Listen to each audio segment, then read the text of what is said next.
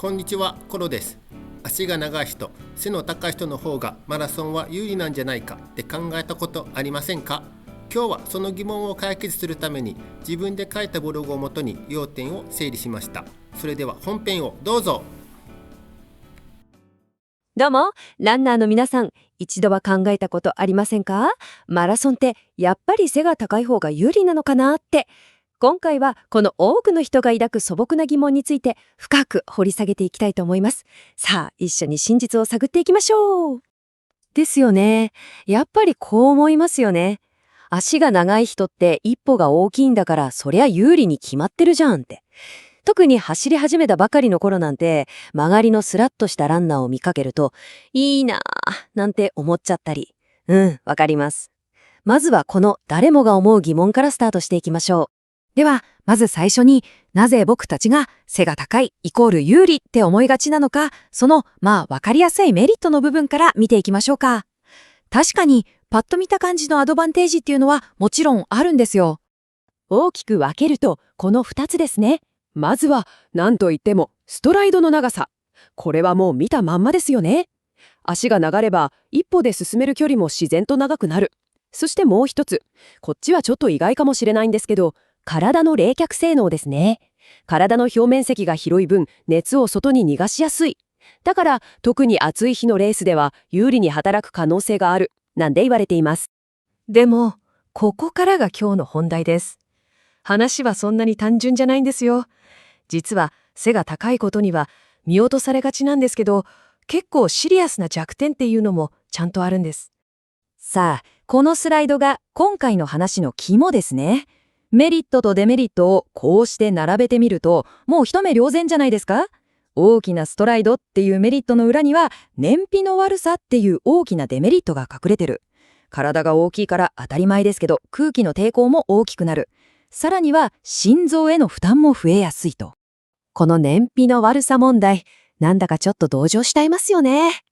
これ、車で例えるとめちゃくちゃわかりやすいんですけど、体が大きいランダーってパワフルな大型車みたいなものなんです。でも、マラソンみたいに長い距離を走るとなると、その燃費の悪さがボディーブローのように効いてきて、後半にガス欠を起こしやすくなる。これは大変だ。空気抵抗についても、この著者であるコロさんの言葉がすごくリアルなんですよ。向かい風が強すぎて、人の後ろについて風よけにしてもらう作戦も全く意味がないほどだったって。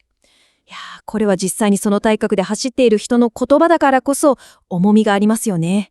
その大変さ、ひしひしと伝わってきます。じゃあ、身長とか足の長さとか、そういう生まれ持った体格よりも大事なことって一体何なんでしょう？ここからガラッと視点を変えていきましょう。本当に重要なのは体の大きさなんかじゃなくて、体の使い方、つまり体の軽さなんです。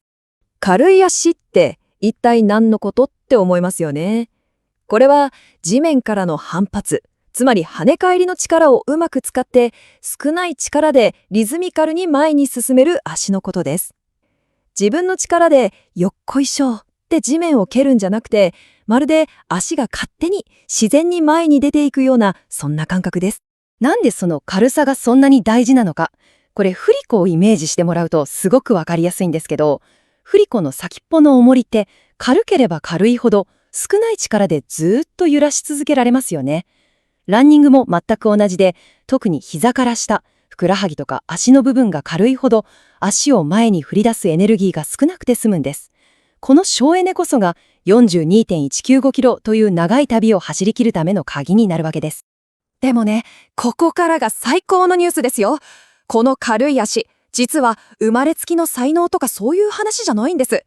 なんと練習によって誰でも作ることができる。体格なんて関係ない。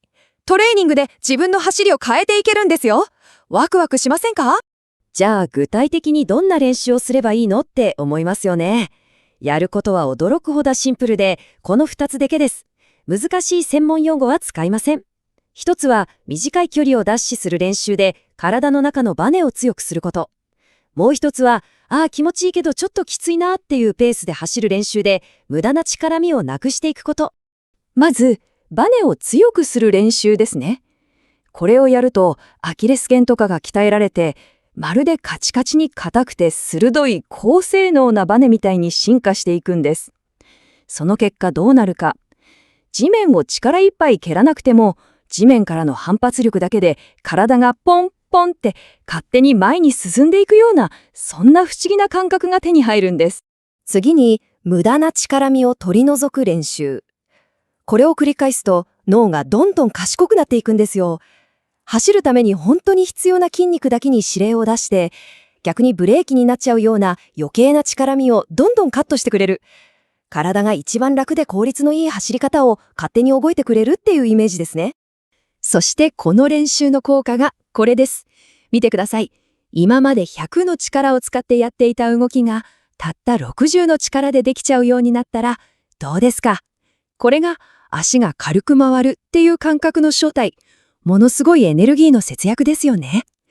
これがマラソン後半のあの苦しい場面での粘りにつながるんです。さて、ここまでいろんなお話をしてきましたが、じゃあ明日から私たちは何を意識すればいいのか。今日の解説の大事なポイントを最後に整理していきましょう。これがあなたの新しいマラソンへの向き合い方です。まず、身長には良い面も悪い面もある。でもそれよりも軽さやバネの方がずっと大事。そして何より嬉しいのは、これらは練習で手に入れられるスキルだっていうこと。もちろん、基本となるゆっくりジョギングを続けることが大前提ですよ。つまり、あなたの体格はもう言い訳じゃない。もっと速くなるための最高のスタート地点なんです。だからこれからは自分の体ってランニングに向いてないのかななんて悩むのはもうおしまいにしませんか？代わりにこう自分に問いかけてみてください。どうすれば今の自分の走りをもっともっと効率的にできるだろうって、その答えのヒントはきっと今日の話の中にあったはずです。最後まで見ていただきありがとうございます。チャンネル登録、コメントで応援していただけると嬉しいです。